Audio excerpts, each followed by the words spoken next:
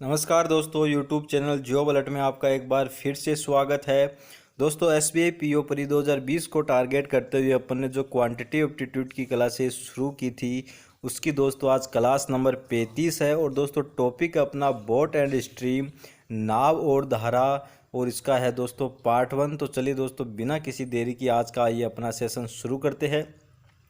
दोस्तों यदि आपको वीडियो अच्छा लगे तो इसको लाइक ज़रूर कीजिए और अपने दोस्तों के साथ इसको ज़्यादा से ज़्यादा शेयर कीजिए। और दोस्तों यदि अभी तक आपने इस चैनल को सब्सक्राइब नहीं किया है तो प्लीज़ वीडियो के नीचे जो रेड कलर का बटन है उसको दबाकर इस चैनल को ज़रूर सब्सक्राइब कीजिए।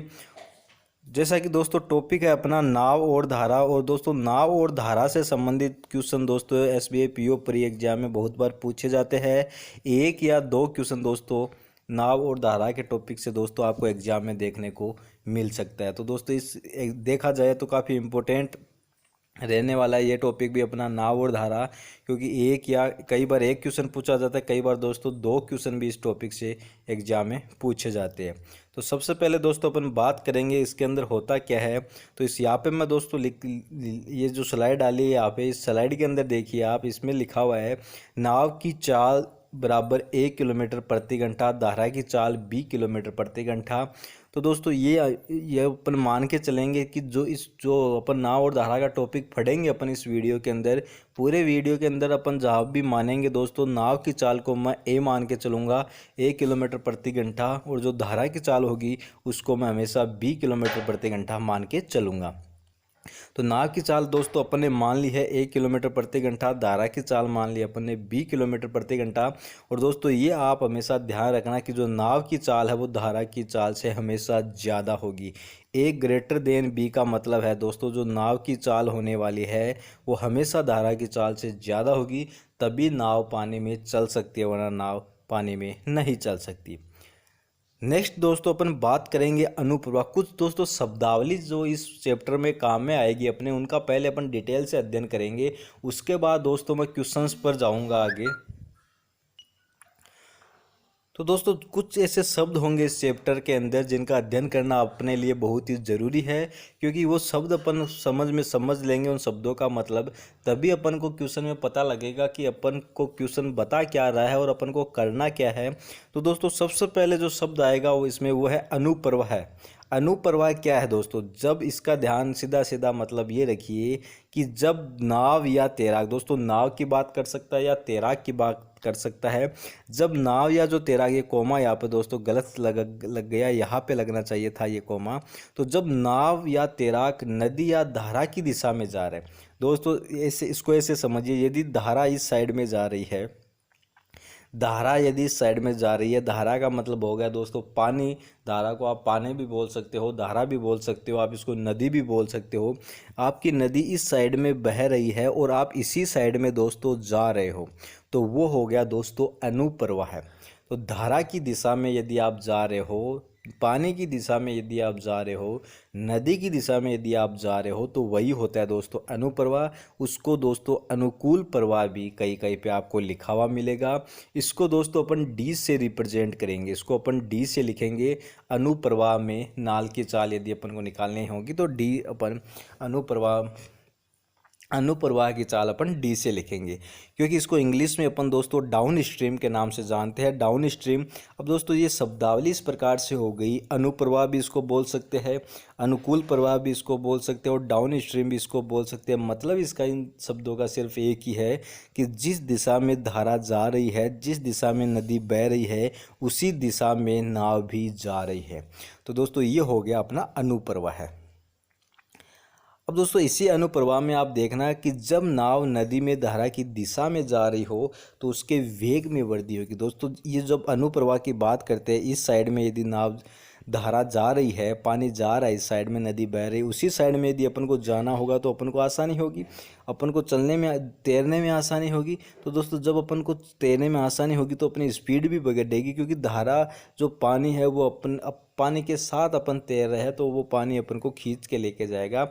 उस वजह से क्या होगा, जो अपनी स्पीड है, जो वेग है, अपनी चाल है, वो भी अपना बढ़ेगा। तो दोस्तों यहाँ पे आप ये नोट करना, जैसे मैंने कहा था अपन नाव की चाल को दोस्तों 1 किलोमीटर प्रति घंटा लेके चलेंगे और धारा की चाल को अपन 20 किलोमीटर प्रति घंटा लेके चलेंगे।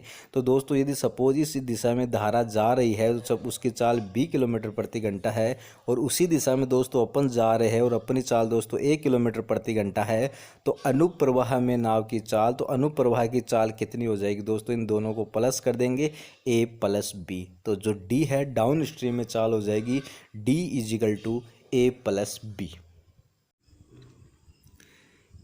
इसके बाद में दोस्तों अपन बात करते हैं उदर प्रवाह की। उदर प्रवाह क्या होता है दोस्तों, तो इसको दोस्तों उदर प्रवाह भी बोलते हैं, प्रतिकूल प्रवाह भी इसको बोलते हैं, और दोस्तों इसको अप स्ट्रीम, इंग्लिश में इसको अप स्ट्रीम भी अपन बोलते हैं। तो इसका मतलब होता है दोस्तों जब कोई नाविक या तैराक धारा के विपरीत दिशा में जा रहा है तो वह दिशा धारा की विपरीत दिशा या उदर प्रवाह कहलाती है। तो दोस्तों इसका मतलब ये हुआ, जैसे चित्र में भी आप देख सकते हो, यदि जो पानी की चाल है, धारा की चाल है, वो यदि इस साइड में है, इस साइड में यदि पानी जा रहा है तो उसके विपरीत दिशा में नाविक तैर रहा है या नाव आपकी जा रही है, तो दोस्तों ये हो गया उदर प्रवाह। यानी जिस दिशा में पानी जा रहा है, जिस दिशा में नदी बह रही है या धारा चल रही है, उसके विपरीत दिशा में यदि आपको जाना पड़े, चाहे आप तैर रहे हो चाहे आपकी नाव हो, उसके विपरीत दिशा में यदि आपको जाना पड़े तो वो होता है दोस्तों आपका उदर प्रवाह, प्रतिकूल प्रवाह है। और इसको दोस्तों अप स्ट्रीम से भी बोलते हैं, इंग्लिश में इसको अप स्ट्रीम बोलते हैं। और इसको दोस्तों अपन पूरे चैप्टर में यू से मैं इसको रिप्रेजेंट करूंगा, जहाँ पर भी उदर प्रवाह की बात होगी, प्रतिकूल प्रवाह की बात होगी, वहाँ पर मैं इसको यू से चिन्हित करूंगा। तो दोस्तों इसके अंदर अपन देखेंगे कि जो उदर प्रवाह होता है, जब नाव नदी में धारा की दिशा में जा रहे हो, तो उसके, ये थोड़ा सा यहाँ पे लैंग्वेज में मिस्टेक है दोस्तों, यदि जब नाव है वो धारा के विपरीत दिशा में जा रही होती है तो उसके वेग में दोस्तों कमी होती है, उसके वेग में दोस्तों कमी होती है। क्यों कमी होती है दोस्तों, क्योंकि कमी होने का मतलब यही है कि यदि आप धारा आपकी साइड में जा रही है और आपको उसके विपरीत में यदि आपको तैरना है, आपको नाव चलानी है, तो आपको ज़्यादा जोर आएगा, क्योंकि पानी आपको आपके विपरीत दिशा की तरफ धकेलता है, जिसकी वजह से आपकी गति में कमी आती है। तो दोस्तों मैंने कहा था कि पूरे चैप्टर में अपन नाव की गति को, जो नाव की चाल है या नाव की गति है, उसको अपन 1 किलोमीटर प्रति घंटा के नाम से ए से चिन्हित करेंगे, और धारा की चाल को दोस्तों अपन बी से चिन्हित करेंगे। तो दोस्तों यदि उदर प्रवाह या प्रतिकूल चाल आपसे पूछे तो नाव की चाल में से आपको धारा की चाल माइनस करनी होगी, यानी कि ए माइनस बी। तो दोस्तों अप स्ट्रीम में आपकी चाल हो जाएगी दोस्तों ए माइनस बी, और इससे पहले दोस्तों अपन ने देखा कि जो डाउन स्ट्रीम है उसमें अपनी चाल हो जाएगी दोस्तों ए प्लस बी। तो डाउन स्ट्रीम में पूछे तो ए प्लस बी, नाव की चाल और धारा की चाल जुड़ जाती है। वही उदर प्रवाह अप स्ट्रीम में बात करें दोस्तों, तो जो नाव की चाल है उसमें से धारा की चाल माइनस हो जाती है, यानी कि ए माइनस बी। अब दोस्तों ये आपको ध्यान रखना है कि मैंने पहले कहा था कि यदि नाव की चाल ज़्यादा होगी धारा की चाल से, तभी नाव दोस्तों पानी के अंदर तैर सकती है, वरना तैर नहीं पाएगी। उसी प्रकार दोस्तों डी जो है वो हमेशा यू से बड़ा होगा, क्योंकि डी क्या है दोस्तों ए प्लस बी है, और यू क्या है दोस्तों ए माइनस बी है। डी जो ए प्लस बी है और यू जो ए माइनस बी है, तो इसलिए डी जो है वो हमेशा यू से बड़ा होगा। तो इसी प्रकार दोस्तों ये ध्यान रखना है कि जो ए हमेशा बी से बड़ा होगा, उसी प्रकार डी की वैल्यू हमेशा यू से बड़ी होगी। अब दोस्तों क्वेश्चन में आपसे बार बार पूछेगा शांत जल में नाव की चाल। शांत जल में नाव की चाल का मतलब क्या हुआ कि पानी दोस्तों रुका हुआ है, पानी किसी भी दिशा में नहीं जा रहा हो। यदि पानी स्थिर है, शांत है, तब दोस्तों नाव की चाल क्या है वो आपको फाइंड करना है। तो उसके लिए दोस्तों आपको क्या करना होगा, जो आपकी चाल होगी डाउन स्ट्रीम में और जो आपकी चाल होगी अप स्ट्रीम में, उन दोनों का प्लस करना है और 2 से डिवाइड करना है, तो आपको नाव की चाल मिल जाएगी शांत जल में। तो शांत जल में नाव की चाल याद करने के लिए क्या करना है दोस्तों, अनुप्रवाह और उदर प्रवाह और अनुकूल प्रवाह और उदर प्रवाह दोनों को आपको प्लस करना है, 2 से डिवाइड करना है। वही दोस्तों यदि आपको धारा की चाल याद करनी हो, तब क्या करना है दोस्तों, डाउन स्ट्रीम में से आपको अप स्ट्रीम माइनस करना है और उसके बाद में 2 से डिवाइड करना। अब दोस्तों यदि आपको इसमें कन्फ्यूजन हो कि कौन से में प्लस करना है और कौन से में माइनस करना है, तो इसके लिए दोस्तों सीधा सा हिसाब है। मैंने कहा था आपको कि जो a की वैल्यू है वो हमेशा बड़ी होगी b की वैल्यू से, और a की वैल्यू जब बड़ी है ये तभी ज़्यादा आएगी जब अपन प्लस करेंगे माइनस करेंगे तो वो वैल्यू कम आएगी। इसलिए मैंने कहा था जो b की वैल्यू है वो a की वैल्यू से कम होगी। तो दोस्तों ये आपको याद रखना है। यदि ए आपको निकालना हो, शांत जल में नाव की चाल आपको निकालना हो, तो सिंपल सीधा करना है d+u/2। और धारा की चाल दोस्तों यदि आपको निकालनी हो तो सीधा सिंपल दोस्तों आपको करना है d-u/2। अब दोस्तों इसमें भी आप कन्फ्यूज़न मत होना कि d कौन सा है और u कौन सा है। यहाँ पे नोट करना d हमेशा u से बड़ा होता है, तो जो बड़ा होगा वो d होगा और जो छोटा होगा दोस्तों वो u होगा। यदि शांत जल में नाव की चाल याद करनी है तो डायरेक्ट दोनों को प्लस करना है और 2 से डिवाइड कर देना है। और दोस्तों धारा की यदि गति आपको चाल पूछी जाए, गति पूछी जाए, तो सीधा जो बड़ा होगा उसमें से आपको छोटा माइनस करना है और 2 से डिवाइड कर देना है। तो इस हिसाब से दोस्तों आपको ये जो कुछ शब्द है, जो शब्दावली थी दोस्तों, वो अपने समझने की कोशिश की। और इसके साथ दोस्तों आप ये भी यहाँ पे ध्यान रखना, अब ये जो शब्द काम में आएंगे, कहीं पे दोस्तों नाव लिखा हुआ मिलेगा, कहीं पे आपको तैराक लिखा हुआ मिलेगा, कहीं पे इंग्लिश में भी कई बार शब्द यूज कर लेते हैं तो आपको दोस्तों बोट शब्द लिखा हुआ मिलेगा। तो दोस्तों इनका सबका मतलब एक ही है, चाहे नाव हो, चाहे तैराक हो, चाहे बोट हो, वो एक ही मतलब नाव का काम भी तैरना ही होता है एक प्रकार से, और तैराक का काम भी दोस्तों तैरना ही होता है। और धारा को जो पानी है उसके लिए दोस्तों ये इन शब्दों का प्रयोग कर सकता है।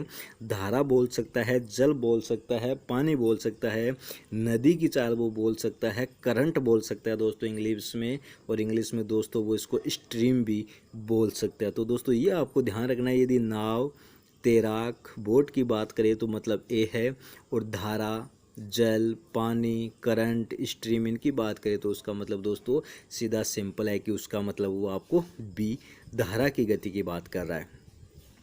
इसके साथ दोस्तों यदि डी की मैंने कहा था, जो डी होता है वो डी क्या होता है दोस्तों, a+b होता है। यानी जो धारा की गति है और जो नाव की गति है दोनों को प्लस करने पर डी मिलता है। वो यह दोस्तों किस कंडीशन में होता है, अनुप्रवाह कंडीशन में होता है। जब धारा और नाव एक ही दिशा में चलते हैं तब उसको अनुप्रवाह बोलते हैं। तो ये दोस्तों इसको अनुप्रवाह भी बोलते हैं, अनुकूल प्रवाह भी इसको बोलते हैं, और दोस्तों इसको डाउन स्ट्रीम भी बोलते हैं। वही दोस्तों उग्र प्रवाह की बात करें तो इसको दोस्तों प्रतिकूल प्रवाह भी बोलते हैं, अप स्ट्रीम भी बोलते हैं। इसका मतलब क्या होता है दोस्तों, यू का मतलब होता है दोस्तों a-b, यानी कि जो नदी की चाल है उसमें से दोस्तों आपको धारा की चाल माइनस करनी होती है। तो दोस्तों यहाँ पे ये दिखाने का मतलब यही था कि आप जो अनुकूल डी को दोस्तों डाउन स्ट्रीम अनुकूल प्रवाह है, अनुप्रवाह भी बोलते हैं, और यू को दोस्तों अप स्ट्रीम प्रतिकूल प्रवाह है, उग्र प्रवाह के नाम से भी दोस्तों यहाँ पर बोल सकते हैं। इसके साथ दोस्तों कुछ एक चीज़ आपको ध्यान ये रखनी है कि इस फॉर्मूला जो होता है दोस्तों, आपको वैसे सभी को पता है कि चाल बराबर दूरी बटा समय होता है। यदि आपको चाल निकालनी होती है किसी चीज़ की तो उसके लिए क्या करते हैं अपन, दूरी अपन को पता होनी चाहिए और समय अपन को पता होना चाहिए, और दूरी में दोस्तों अपन समय का भाग देते हैं तो आपके पास में चाल आती है। तो ये एक फॉर्मूला आपको यहाँ पे यूज में आएगा इस चैप्टर में। दूसरा आपको ये ध्यान रखना है, यदि आपको चाल जो दी गई हो या आपने जो निकाली हो उसको यदि किलोमीटर प्रति घंटा से आपको मीटर प्रति सेकंड में चेंज करना हो, ये उसकी यूनिट आपको, उसकी इकाई आपको चेंज करनी हो, उसका मात्रक आपको चेंज करना हो, यदि किलोमीटर प्रति घंटा से मीटर प्रति सेकंड करना हो तो उसको 5/8 से दोस्तों गुणा करना है। वही दोस्तों मीटर प्रति सेकंड से किलोमीटर प्रति सेकंड में यदि आपको चेंज करना हो तो 18/5 से दोस्तों आपको गुणा करना है। तो इस प्रकार दोस्तों आपको ये ध्यान रखना है कि यदि आपको जब कोई चाल दी गई हो या वेग दिया गया, उसको आपको किलोमीटर प्रति घंटा से दोस्तों मीटर प्रति सेकंड में यदि आपको चेंज करना है पड़े तो उसको आपको 5/8 से दोस्तों गुणा करना है। और वही दोस्तों मीटर प्रति सेकंड से यदि आपको किलोमीटर प्रति सेकंड में चेंज करना पड़े तो उसको दोस्तों आपको 18/5 से गुणा करना है। और दोस्तों ये फॉर्मूला आपको ध्यान रखना है कि चाल बराबर दूरी बटे समय। दोस्तों चलते अपने पहले क्वेश्चन पर। दोस्तों हालांकि जो ये क्वेश्चन मैंने रखे हैं यहाँ पर, ये इस प्रकार के क्वेश्चन दोस्तों एग्जाम में वैसे जो SBI PO परी की बात करें दोस्तों तो ये PO का पेपर है, वहाँ पर इतने इजी क्वेश्चन दोस्तों वैसे आएंगे नहीं जो मैंने यहाँ पर 2 3 क्वेश्चन रखे हैं, लेकिन दोस्तों आपको समझाने के हिसाब से, टॉपिक को समझाने के हिसाब से दोस्तों ये यहाँ पे रखने ज़रूरी थे, क्योंकि बेसिक टू दोस्तों हाई लेवल पर अपने चलते हैं, तो उस हिसाब से यदि देखा जाए तो छोटी छोटी चीज़ें आपको पहले बतानी ज़रूरी होती है लास्ट में। उसके बाद में दोस्तों अपन एग्जाम के लेवल की बात करते हैं। पहले अपन को थोड़ा सा बेसिक कॉन्सेप्ट क्लियर होना चाहिए। तो यहाँ पे दोस्तों पहला क्वेश्चन लिया गया है, एक आदमी की स्थिर पानी में गति 10 किलोमीटर प्रति घंटा है। एक आदमी की दोस्तों जो गति है वो स्थिर पानी में 10 किलोमीटर प्रति घंटा है। तो दोस्तों आदमी की गति को मैंने कहा था अपन को क्या लेना दोस्तों, ए मानना है। तो ए की वैल्यू है दोस्तों यहाँ पर 10 किलोमीटर प्रति घंटे। और यदि धारा की गति 3 किलोमीटर प्रति घंटा है, क्वेश्चन में दिया गया है यदि धारा की गति 3 किलोमीटर प्रति घंटा है, तो मैंने क्या कहा तो दोस्तों धारा की गति को अपन क्या मानेंगे, धारा की गति को दोस्तों अपन बी से इंगित करेंगे। तो बी की वैल्यू कितनी है दोस्तों, बी की वैल्यू यहाँ पर 3 किलोमीटर प्रति घंटा। अब दोस्तों क्वेश्चन में पूछा गया आपसे कि धारा के प्रतिकूल आदमी की गति। तो धारा के प्रतिकूल का मतलब क्या हुआ दोस्तों, धारा के विपरीत दिशा में। और धारा के विपरीत दिशा का क्या मतलब हुआ दोस्तों, यदि धारा इस दिशा में जा रही है तो जो आदमी जा रहा है वो उसके विपरीत दिशा में जा रहा है। तो इसका मतलब हुआ दोस्तों अप स्ट्रीम की ये बात कर रहा है। अप स्ट्रीम क्या होता है दोस्तों, धारा नाव की गति या आदमी की गति में से आपको धारा की गति माइनस करनी होती है, तब आपको u की वैल्यू पता होती है। तो यहाँ पे धारा के प्रतिकूल आदमी की गति आपको फाइंड करनी है, इसलिए दोस्तों आपको आदमी की गति में से धारा की गति आपको माइनस करनी है। तो 10 में से दोस्तों आपको क्या करना है, 3 माइनस करना है। तो दोस्तों कितना मिला आपको यहाँ पे, 10 में से 3 माइनस करने पर 7 किलोमीटर प्रति घंटा। तो दोस्तों धारा के प्रतिकूल आदमी की गति हो गई 7 किलोमीटर प्रति घंटा, जो कि दोस्तों यहाँ पर ऑप्शन नंबर डी के अंदर दिया गया है। तो 7 किलोमीटर प्रति घंटा ऑप्शन नंबर डी में है। तो यहाँ पर ऑप्शन नंबर डी जो है वो आपके क्वेश्चन का सही जवाब होगा। इसी प्रकार यदि दोस्तों इस क्वेश्चन में पूछा जाता आपसे कि डाउन स्ट्रीम में गति कितनी है, धारा के अनुकूल गति कितनी है, इस दिशा में यदि धारा है तो इसी दिशा में यदि आदमी जा रहा है तो डाउन स्ट्रीम में उसकी गति कितनी होगी। तो इसको डी को कैसे निकाल दे अपन, ए प्लस बी, डी का फॉर्मूला था ए प्लस बी। तो ए प्लस बी का मतलब हो गया 10 + 3, तो उसकी वैल्यू आती है दोस्तों 13 किलोमीटर प्रति घंटा। जो वैसे यहाँ पर पूछा नहीं गया अपन से सिर्फ इतना ही पूछा गया है कि प्रतिकूल धारा के प्रतिकूल आदमी की गति कितनी थी।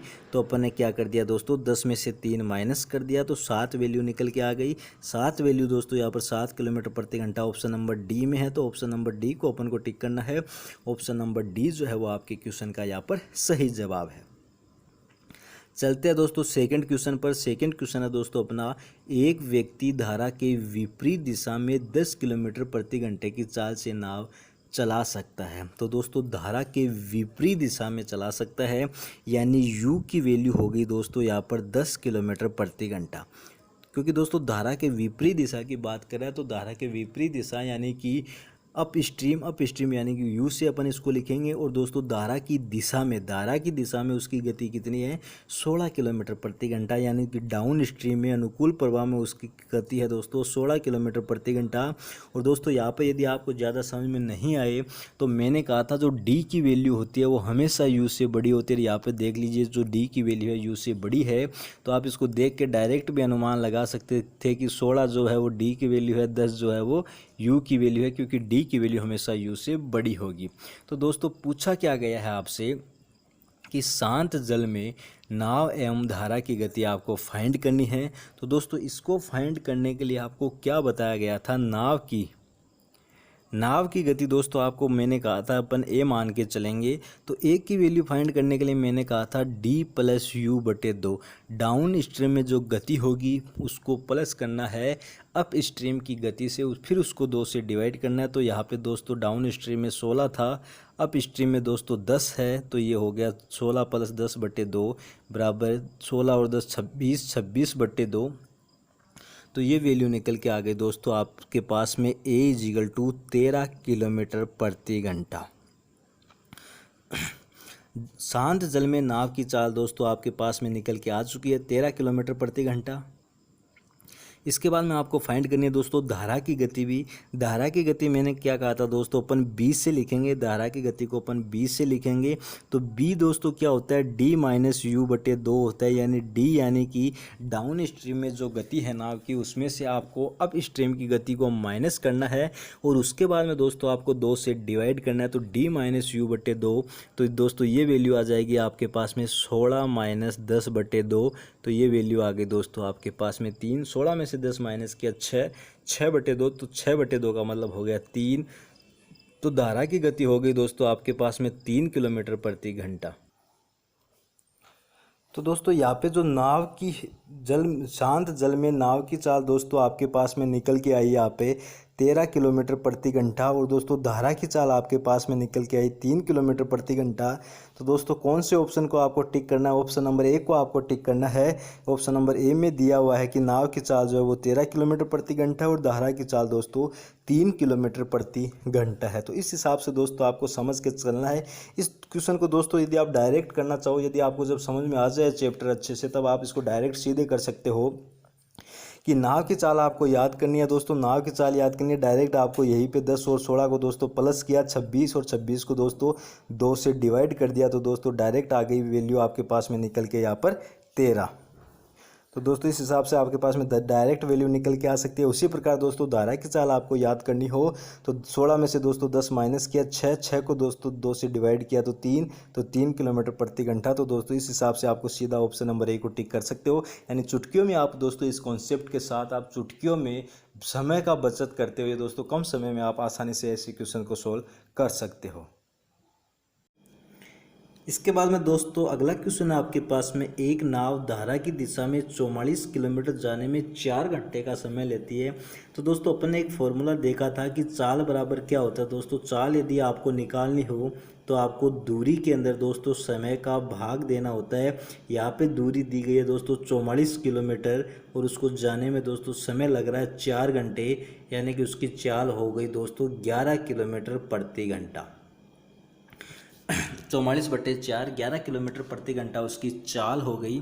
तो दोस्तों है कि नाव धारा की दिशा में, तो दोस्तों जिस दिशा में धारा चल रही है उसी दिशा में नाव चल रही है, यानी डी की वैल्यू हो गई दोस्तों आपके पास में 44/4, क्योंकि दूरी बटे समय तो अपन ने कितने निकाले दोस्तों 11 किलोमीटर प्रति घंटा हो गई धारा की दिशा के अंदर आपकी चाल। इसके बाद में है दोस्तों आपके पास में धारा के विपरीत दिशा में 30 किलोमीटर जाने में उसको 10 घंटे का समय लेते हैं। तो धारा के विपरीत दिशा जाने का मतलब यू, यानी कि अप स्ट्रीम में अप स्ट्रीम यू बराबर हो गया दोस्तों 30/10 दूरी बटे चाल। तो इसकी चाल होगी दोस्तों 3 किलोमीटर प्रति घंटा, 3 किलोमीटर प्रति घंटा इसकी चाल होगी। तो दोस्तों डी की वैल्यू आ गई आपके पास में 11 और यू की वैल्यू आ गई दोस्तों आपके पास में 3। आपको याद करना है शांत जल में नाव एवं धारा की चाल। तो शांत जल में नाव की चाल याद करने के लिए भी पिछले क्वेश्चन में जैसे अपन ने किया A = क्या होता है दोस्तों D + U/2 होता है। तो दोस्तों D की वैल्यू 11, U की वैल्यू 3/2, तो दोस्तों ये वैल्यू निकल के आ गई आपके पास में 7 किलोमीटर प्रति घंटा। और इसी प्रकार दोस्तों B की वैल्यू निकालेंगे, धारा की वैल्यू निकालेंगे, तो आपके पास में D - U, तो ये हो जाएगा दोस्तों D - U/2। तो D - U कितना हो गया दोस्तों यहाँ पर B = D - U/2, तो 11 - 3/2। तो ये वैल्यू निकल के आ गई आपके पास में 8/2, यानी कि 4 किलोमीटर प्रति घंटा। तो दोस्तों नाव की चाल आपके पास में निकल के आई 7 किलोमीटर प्रति घंटा। नाव की चाल दोस्तों शांत जल में आपने निकाल ली 7 किलोमीटर प्रति घंटा। और दोस्तों जो धारा की चाल है, धारा की चाल दोस्तों आपने निकाल ली यहाँ पर 4 किलोमीटर प्रति घंटा। तो दोस्तों कौन से ऑप्शन को आपको यहाँ पर टिक करना है, आपको दोस्तों ऑप्शन नंबर डी को यहाँ पर टिक करना है। ऑप्शन नंबर डी में है 7 किलोमीटर प्रति घंटा नाव की चाल और धारा की चाल 4 किलोमीटर प्रति घंटा। तो इस हिसाब से दोस्तों आपको इस क्वेश्चन को सोल्व करना है। इसके बाद में दोस्तों नेक्स्ट क्वेश्चन, एक नाव धारा की दिशा में 24 किलोमीटर जाने में 2 घंटे का समय लेती है। सेम उसी प्रकार का क्वेश्चन है दोस्तों, समझने की कोशिश करना। धारा की दिशा में नाव चल रही है, धारा की दिशा का मतलब हो गया दोस्तों डाउन स्ट्रीम। तो डाउन स्ट्रीम में चली 24 किलोमीटर की दूरी चली 2 घंटे में, यानी कि डाउन स्ट्रीम में नाव की चाल हो गई दोस्तों 12 किलोमीटर प्रति घंटा। 12 किलोमीटर प्रति घंटा दोस्तों नाव की चाल हो गई। आगे दोस्तों क्वेश्चन में दिया गया है धारा के विपरीत 8 किलोमीटर दूरी 4 घंटे में तय करती है, यानी कि अप स्ट्रीम की चाल की बात करें तो 8 किलोमीटर की दूरी 2 घंटे में चलती है। तो दोस्तों अप स्ट्रीम में नाव की चाल हो गई 4 किलोमीटर प्रति घंटा।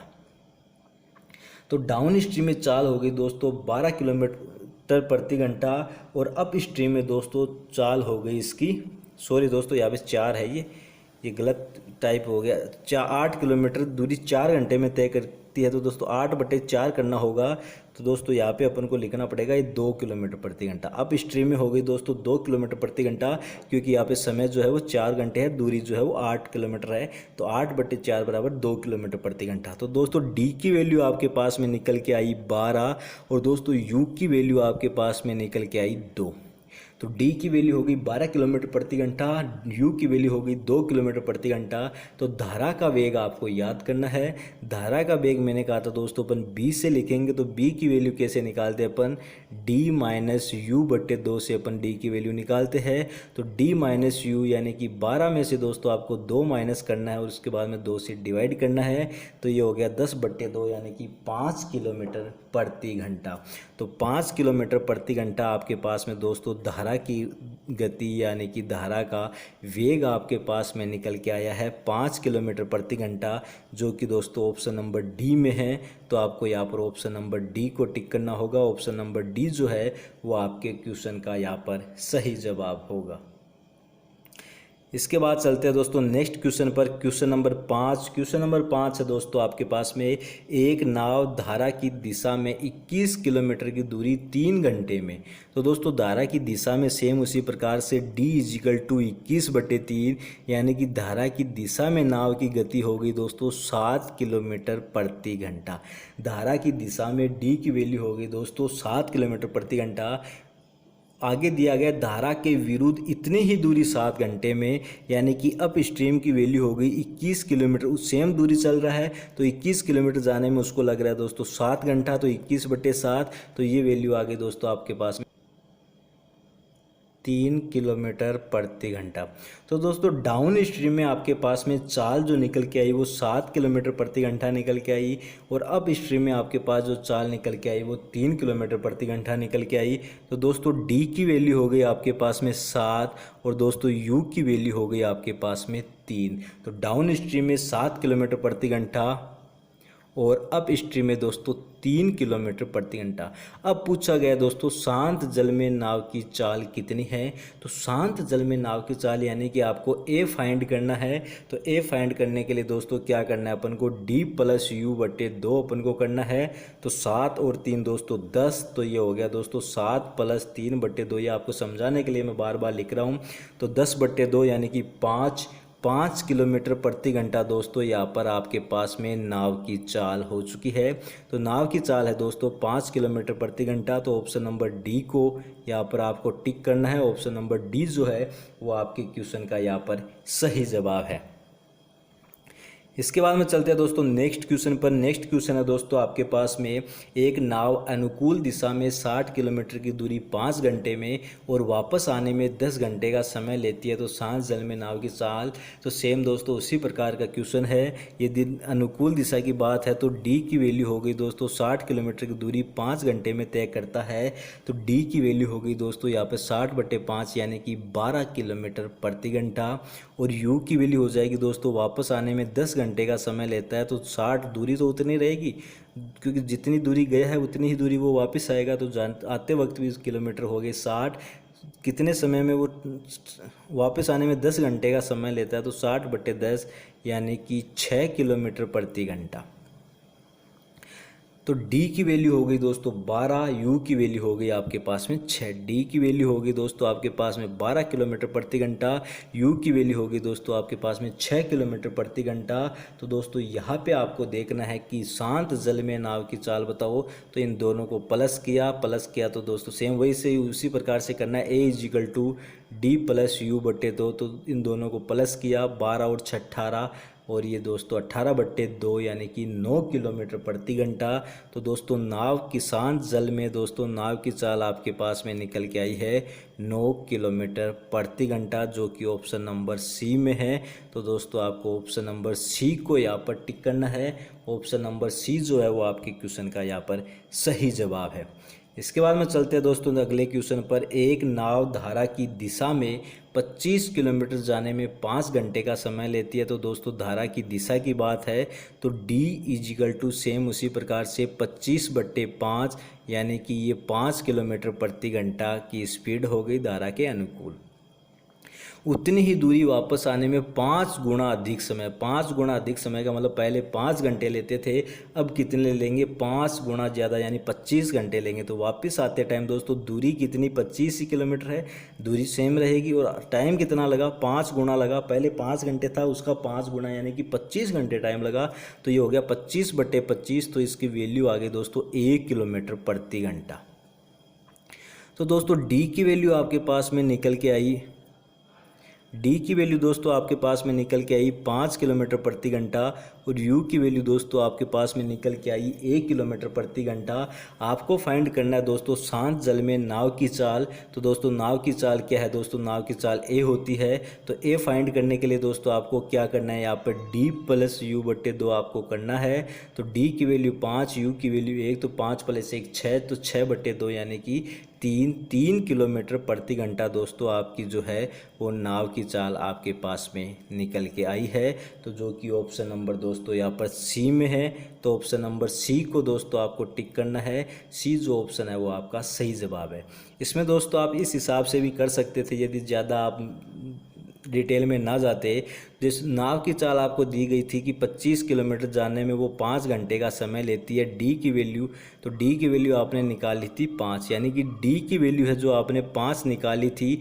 और डी का मतलब क्या होता है दोस्तों, डी का मतलब होता है A + B = 5, क्योंकि धारा की दिशा और नाव की दिशा को जोड़ने पर डी की वैल्यू आती है तो 5। और यहाँ पे आपको दिया गया था कि धारा की चाल 2 किलोमीटर प्रति घंटा है, तो धारा की चाल को अपन 2 किलोमीटर प्रति घंटा रखते हैं तो B1 की वैल्यू कितनी आ जाती है आपके पास में 3 आ जाती, 3 किलोमीटर प्रति घंटा। तो इस हिसाब से भी दोस्तों आप इस क्वेश्चन को सोल्व कर सकते थे, क्योंकि 2 प्रकार की जानकारी आपको याद दी गई है। इस वजह से जो आपको ज़्यादा ईजी लगता हो, कई बार क्वेश्चन में क्या होता है दोस्तों एक्स्ट्रा जानकारी भी दे दी जाती है जो अपने किसी काम की नहीं होती। तो दोस्तों यदि आप यहाँ पे इस धारा की चाल का यूज करना चाहो तो यहाँ से क्वेश्चन का आंसर निकल जाएगा। ये 5 गुना अधिक समय वाली बात को आपको कोई लेना देना नहीं। और यदि धारा की चाल को यदि आप भूलना चाहो तो इस 5 गुना अधिक समय वाली डिटेल से आपका आंसर निकल सकता है। इसके बाद में आता है दोस्तों क्वेश्चन नंबर 8। क्वेश्चन नंबर दोस्तों 8 क्या है, 2 किलोमीटर प्रति घंटा की गति वाली एक नदी में एक नाव धारा के प्रतिकूल 32 किलोमीटर की दूरी तय करती है। तो दोस्तों ये 2 किलोमीटर प्रति घंटे वाली नदी में जो मतलब जो धारा है, धारा की चाल होगी दोस्तों 2 किलोमीटर प्रति घंटा। तो धारा को अपन ने दोस्तों 20 से लिखा था, तो B की वैल्यू होगी दोस्तों यहाँ पर 2 किलोमीटर प्रति घंटा। तो नाव जो है वो धारा के प्रतिकूल 32 किलोमीटर की दूरी तय करती है। प्रतिकूल यानी कि उसके विपरीत दिशा में, तथा धारा के अनुकूल वापस उसी बिंदु तक आती है। तो कहने का मतलब 32 पहले जाती है, उसके बाद में वापस 32 किलोमीटर आती है। यदि स्थिर पानी में उसकी गति 6 किलोमीटर है। नाव की गति भी दोस्तों यहाँ पर दी गई है आपको कि 6 किलोमीटर प्रति घंटा है। तो नाव की गति 6 किलोमीटर प्रति घंटा, धारा की गति 2 किलोमीटर प्रति घंटा। तो कुल यात्रा में लगा समय आपको याद करना है। तो दोस्तों पहले तो आपको मैं ये बताऊँ, यदि आपको यहाँ पर डी भी निकालना पड़ेगा, यू भी निकालना पड़ेगा। को डी क्या होता है दोस्तों, A + B होता है, दोनों को प्लस कर देंगे तो 6 और 2 8 हो गया। और यू क्या होता है दोस्तों, 6 में से 2 माइनस कर देंगे तो यू की वैल्यू होगी दोस्तों 4। तो दोस्तों यहाँ पे मैं लिख देता हूँ, डी की वैल्यू आपने 8 निकाली और यू की वैल्यू दोस्तों आपने 4 निकाली। तो दोस्तों आपको 32 किलोमीटर जाना है और 32 किलोमीटर ही आना है। तो जाने और आने में यदि आप डाउन स्ट्रीम की बात करें, जा रहे हो तो 32/8, आ रहे हो तो 32/4, तो ये 32/8 की वैल्यू 4 हो गई। इन दोनों को प्लस करना है तो ये 4 हो जाएगा और ये 8 हो जाएगा। 8 4 12, यानी कि 12 घंटे का समय दोस्तों आपको इस दौरान लगेगा। समझ में नहीं आया, एक बार फिर से मैं दोबारा आपको समझाने की कोशिश करता हूँ। पानी नाव की चाल या पानी की चाल है दोस्तों 6 किलोमीटर प्रति घंटा और धारा की चाल है दोस्तों 2 किलोमीटर प्रति घंटा। ये दी गई दोस्तों नाव की चाल दी गई है, यहाँ पे दोस्तों धारा की चाल दी गई है 6 और 2। तो दोस्तों अब डाउन स्ट्रीम की यदि अपन बात करें तो डाउन स्ट्रीम क्या होता है दोस्तों, ए प्लस बी होता है, तो ए को बी में प्लस कर दिया तो 8 वैल्यू आ गई। यू क्या होता है दोस्तों, यू होता है ए माइनस बी, ए माइनस बी की वैल्यू कितनी हो गई दोस्तों 4 हो गई। तो ये आपको ध्यान रखना है कि डी की वैल्यू आपके पास में आ गई दोस्तों 8 और दोस्तों यू की वैल्यू आ गई आपके पास में 4। अब आपको दोस्तों दिया गया कि 32 किलोमीटर वो गया तो जाने में उसको समय लगेगा 32/8, क्योंकि चाल है आपकी 8, तो 32/8 यानी कि 4 घंटे। जाते समय आपको दोस्तों 4 घंटे लगे और आते समय दोस्तों आपको लगेंगे 32/4, क्योंकि आते समय की चाल है आपकी 4, तो 32/4 यानी कि 8, यानी कि आपको आते समय 8 घंटे लगे। जाते समय आपको 4 घंटे लगे, आते समय आपको 8 घंटे लगे, तो टोटल दोस्तों कितना हो गया, 4 घंटे जाते वक्त, 8 घंटे आते वक्त, तो टोटल आपको दोस्तों 12 घंटों का समय आपको इस सफ़र के दौरान लग चुका है। तो 12 घंटे दोस्तों यहाँ पर कौन से ऑप्शन में है, ऑप्शन में देखा जाए तो दोस्तों यहाँ पर ऑप्शन थोड़ा चेंज करना भूल गए। ये ऑप्शन में वैसे किसी ऑप्शन ये गलत है, क्योंकि यहाँ पर किलोमीटर प्रति घंटा दिया हुआ है। इन ऑप्शन को सही करके दोस्तों यहाँ पे सिर्फ ये मैं पीडीएफ में दोस्तों ये जो ऑप्शन है ये मैं पीडीएफ में सही कर दूंगा। किसी एक ऑप्शन में दोस्तों मैं 12 घंटे का समय डाल दूंगा, तो उसको ऑप्शन को आपको टिक करना है। 12 घंटे इस क्वेश्चन का सही जवाब है। ये ऑप्शन पिछले क्वेश्चन के ऑप्शन रह गए, उनको चेंज नहीं किया गया। तो दोस्तों आपको कमेंट बॉक्स में टाइप करके बताना कि आपको ये सेशन कैसा लगा। और दोस्तों यदि आपको वीडियो अच्छा लगा है, सेशन अच्छा लगा है, तो इसको लाइक ज़रूर कीजिए और अपने दोस्तों के साथ इसको ज़्यादा से ज़्यादा शेयर कीजिए। दोस्तों जो आज अपना ये टॉपिक था बोट एंड स्ट्रीम का, नाव और धारा का, इसका दोस्तों ये पार्ट 1 था। बेसिक डिटेल के साथ दोस्तों मैंने 0 लेवल से इसको शुरू करने की कोशिश की, ताकि आपको छोटी छोटी चीज़ें भी बहुत अच्छे से समझ में आ सके। इसलिए दोस्तों जो क्वेश्चंस का लेवल मैंने यहाँ पे रखा है इस सेशन के अंदर, पार्ट 1 के अंदर, वो काफ़ी इजी था, क्योंकि आपको समझाने के हिसाब से दोस्तों वो रखे गए हैं ताकि आपको आसानी से समझ में आ सके। लेकिन जैसे जैसे अपने इसके पार्ट चलते चलेंगे उस हिसाब से दोस्तों जो एसबीआई पीओ परी को अपने टारगेट किया है उसके हिसाब से भी दोस्तों मैं क्वेश्चन आपके लिए लेकर आऊँगा। और वो क्वेश्चन भी मैं यहाँ पर लेके आऊँगा जो पिछले के साल के एसबीआई पीओ के एग्ज़ाम में पूछे जा चुके हैं। और दोस्तों मैं आपसे उम्मीद करता हूं कि आप इस चैनल को सब्सक्राइब कीजिए। यदि अभी तक आपने नहीं किया है तो प्लीज़ आप वीडियो के नीचे जो रेड कलर का बटन है उसको दबाकर इस चैनल को सब्सक्राइब कीजिए। साथ में बेल आइकन को ज़रूर दबाएं ताकि आपको प्रत्येक वीडियो का नोटिफिकेशन समय पर मिलता रहे। Thanks to watching video, all the best.